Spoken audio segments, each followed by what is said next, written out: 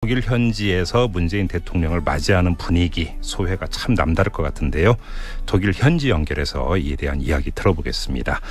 이 1974년에 광부로 이 독일로 넘어가서 정착한 분이죠. 최정규 씨 전화로 연결합니다. 우리 애청자 여러분 기억하실지 모르겠는데요. 이 지난해 촛불 전국에서 독일 현지에서도 교민들이 촛불을 들었다라는 소식 전해드리면서 한번 연결을 했던 분인데요. 다시 연결을 하겠습니다. 여보세요. 예, 안녕하세요. 예, 안녕하세요. 선생님 잘 지내셨죠? 예. 요즘 뭐 고국뉴스 계속 보실 것 같은데요. 고국뉴스 보면 어떠세요, 심경이? 저희들이 외국에서 오래 살다 보니까 네. 하여간 촛불 때부터, 세월호 촛불 때부터 네. 뉴스를 안 보면 이게 잠이 안 올 정도예요. 그래요. 어떻게 중독이 된 것 같아요. 그래서 고국 소식 뭐 시시각각으로 변하는 모습 보면서 어떤 생각 드셨어요? 감동적이었죠.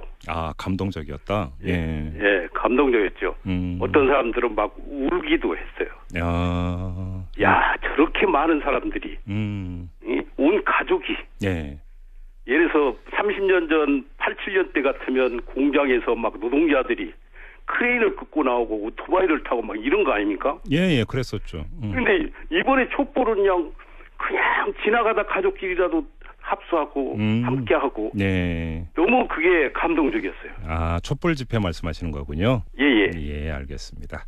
자, 아무튼 문재인 대통령이 독일을 방문하고 있고 뭐 이 교민들의 환대 이게 국내에서도 이제 화제가 되고 있는데, 근데 이제 동포 간담회 있었는데 이전 대통령 방문했을 때하고는 초청 명단부터가 좀 달랐다면서요. 예, 그렇죠.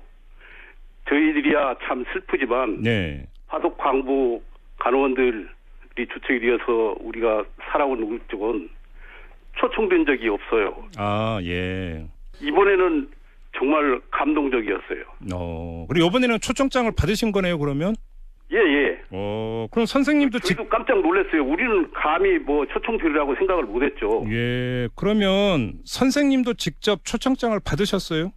아니, 초청 대상은 이제 대개 이게 어느 지역이 있으면 어느 지역에 몇 명씩 이렇게 이제 대개 명수로 요청이 와요. 예. 그런데 이제 저보고도 갈 거냐고 그래서 저는 문재인 대통령을 지지는 하지만 좋아하지 않으니까 안 간다고 그랬어요. 저는 저 노동당 당원이거든요, 한국에. 그러셔서 예. 알겠습니다. 그 때문에 이제 문 대통령이 잘하기는 바라지만 간담회까지서 초청 갈 일은 없다. 그러면 어느 분이 가셨어요? 우리 만화 갔어요. 부인이? 그냥 대사관에서 연락을 받고는 잠을 못 자요. 왜요? 좋아하셔서? 그렇죠. 우선 우리 만화는 원래 그 노무현 대통령하고 그다음에 문재인 대통령 지지자인데 이제 마치 대통령이 든 것도 감동적인데 왔는데 초청장이 온 거예요. 그러니까 막 첫 데이트 나가듣기 설레갖고 잠도 못 자고 무슨 해야지? 어떻게 뭐 환영을 해야지? 뭐지? 아이고 옆에서 보는 제가 참 감동이었습니다. 아니 그럼 부인께서 그래서 이제 그 간담회 갔다 오신 다음에 뭐라고 하시던가요? 우선은 이게 대통령이 너무 친근해 보이더래요.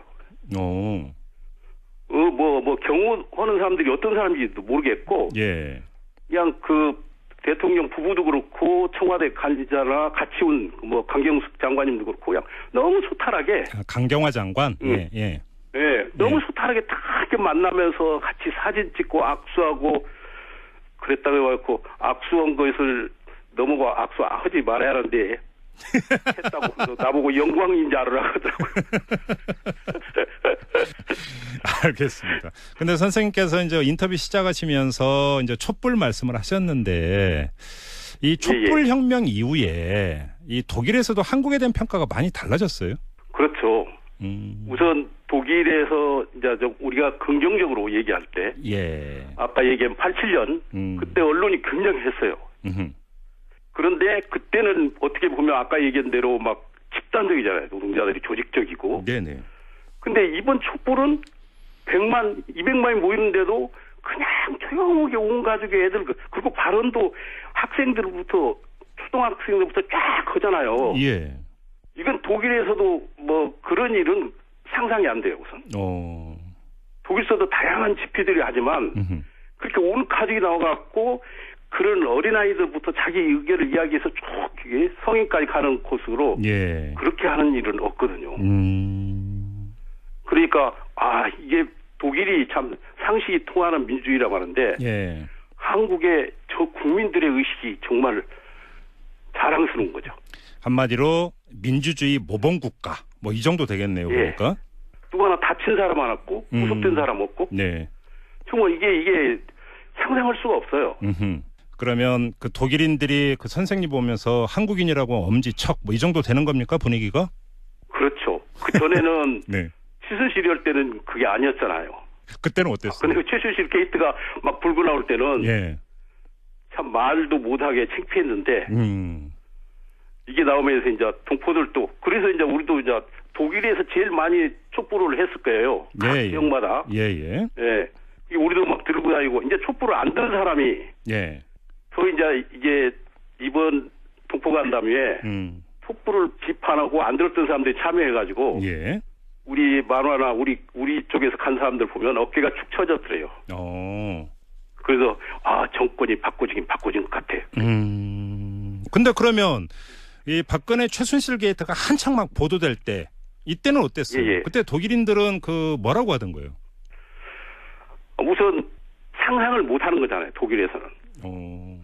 왜냐하면 독일은 되게 정당 연동형 그 정당 투표제를 하니까 연정을 해서 정권을 잡아요. 그렇죠. 이게 누구 안에 총리나 대통령이 무슨 권한을 확 가질 수가 없어요. 전혀. 그렇네요.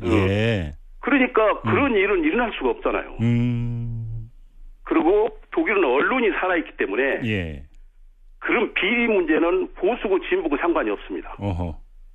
정확하게 지적하고 보도하고 하죠. 경쟁적으로. 근데 우리나라에서 그런 일이 벌어지니까 우리 마누라가 수영장 다니고 이제 사우나 갔는데 할머니들이 그러더래요. 도대체 그게 얘기가 되냐고. 독일 할머니들이? 왜냐하면 그때는 막 언론이 굉장했거든요. 그렇죠. 그러니까 그걸 보고 할머니들이 그러더래요. 그러면서 그런데 우리가 촛불 집회할 때 이제 되게 유학 막 오거나 어학코스를 어린 학생들이 많이 참석을 했거든요. 그 사람들이 어학코스인데 다른 나라 사람이 너 한국 사람이냐고 많이라고 그랬대요. 아이고. 창피해가지고. 창피해서. 어떻게 이렇게 대통령이 최순실하고 같이 그런 어마어마한 짓을 할 수 있는 건지. 어떻게 보면 청와대가 완전히 박근혜 청와대는 뭐 범죄 조직당 같았잖아요. 이런 것은 독일에서는 상상도 못하는 거예요. 그건. 그렇게 창피했다가 이제 촛불 이제 그 밝혀지고 이렇게 되면서 그냥 어깨가 으쓱거려지는 민주주의 모범국가의 교민이 되신 거고요. 독일 사람들도 그걸 박수를 쳤고요. 자, 그런데 그렇게 해서 이제 그 문재인 대통령이 촛불 대통령이 된 것 아니겠습니까? 그 결과로서. 자, 그러면 독일인이나 독일 언론의 문재인 대통령에 대한 평가 이건 어떻습니까? 지금 문재인 대통령의 평가나 이거는 좀 시간이 안 되는 것 같아요.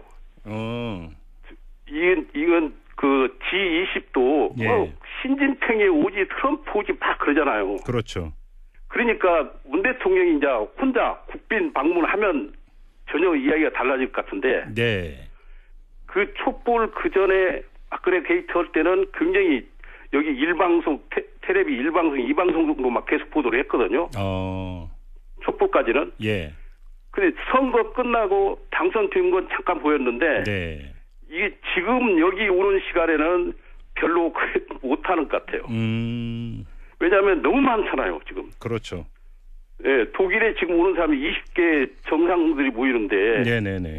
그래서 그런데 하여간 굉장히 긍정적으로 보는 건 사실이에요.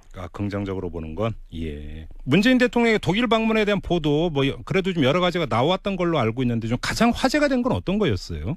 화제가 된 거는 문재인 대통령이 가지고 있는 이미지가 이게 한국에서만 한 게 아니라 독일에서도 그렇게 했잖아요. 어떤 거 말씀하시는 거예요? 쭉 가시다가 쭉 내리고 그리고 총리하고 정상회담을 하고 나오는데 메르켈 총리가 이렇게 배웅을 한 거예요. 근데 그 담장 사이로 이렇게 동포들이 한영 가니까 문재인 대통령이 악수를 하니까 그래서 문재인 대통령이 그랬대요. 이제 메르켈 총리 보고 이제 들어가시라고. 그러니까 저도 함께 하겠습니다 하고 악수를 한 거예요. 메르켈 총리도. 그게 총리 공간에서도 그렇고 언론에서도 깜짝 놀란 거죠. 처음이래요. 총리 공간에서. 그리고요. 또 어떤 게 있었습니까?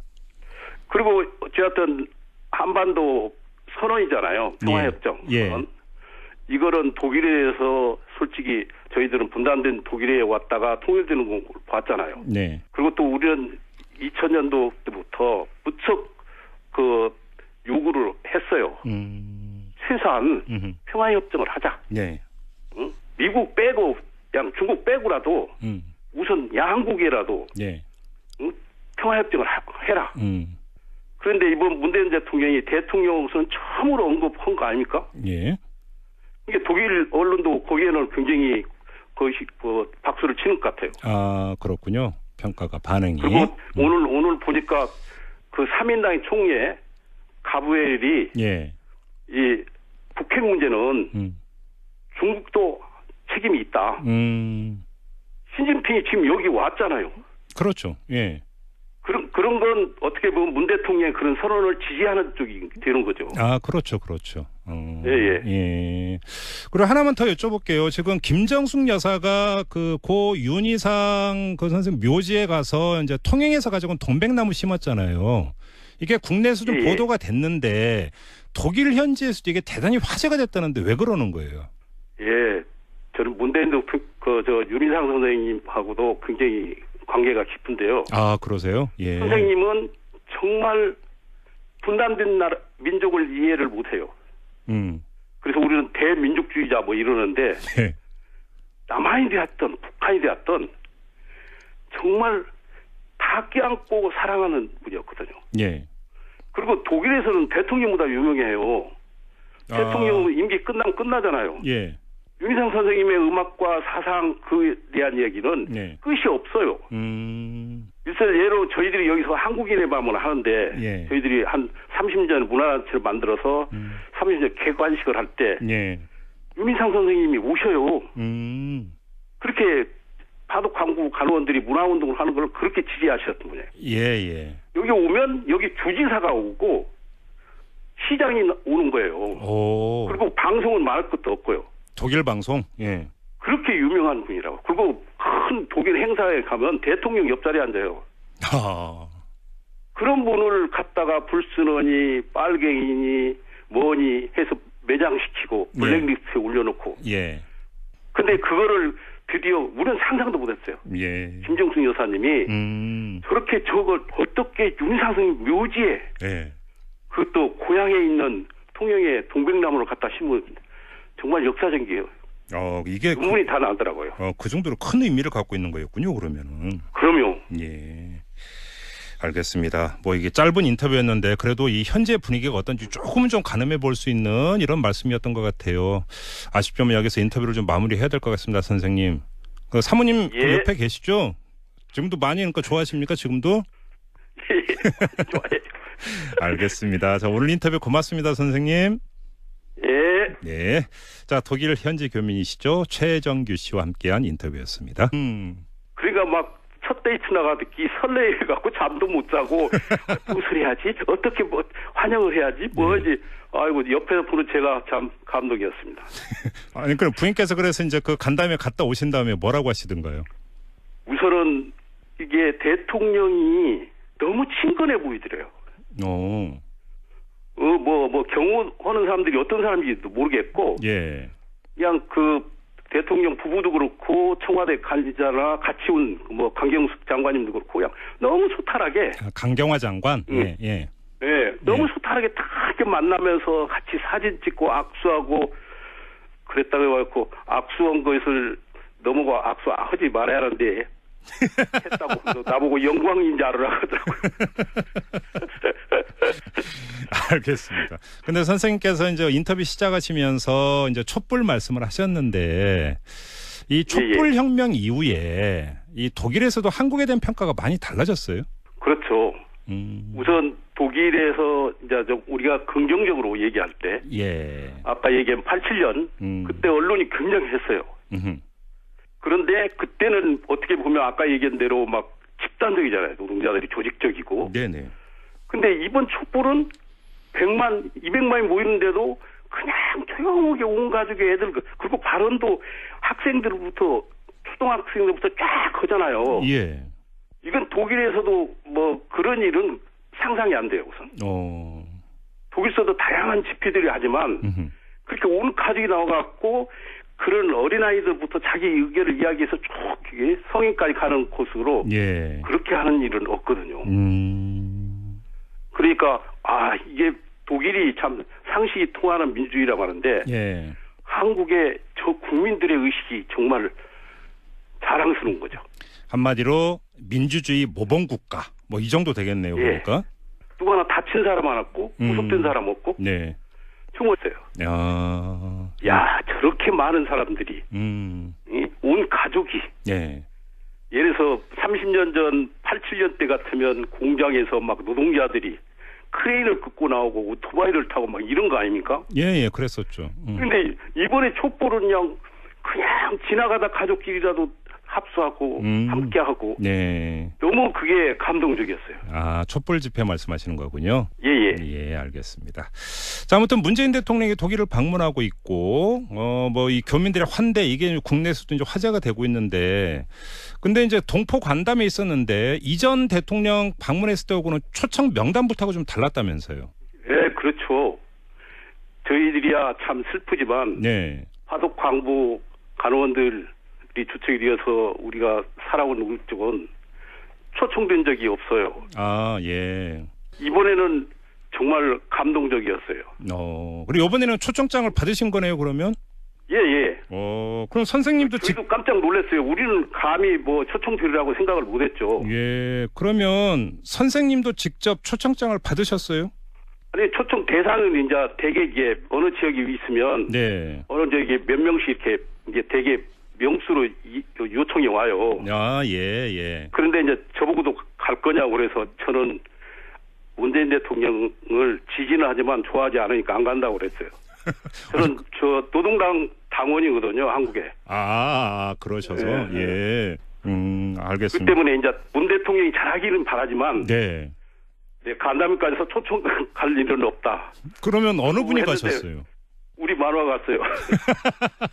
부인이? 그냥 대사관에서 연락을 받고는 잠을 못 자요. 왜요? 좋아하셔서?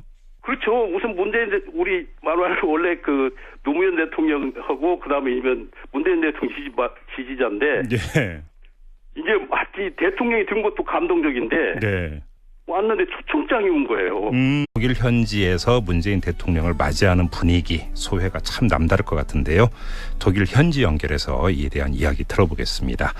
이 1974년에 광부로 이 독일로 넘어가서 정착한 분이죠. 최정규 씨 전화로 연결합니다.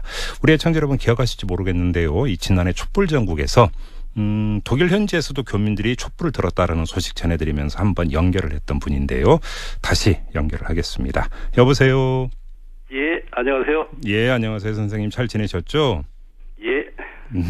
요즘 뭐 고국 뉴스 계속 보실 것 같은데요. 고국 뉴스 보면 어떠세요, 심경이?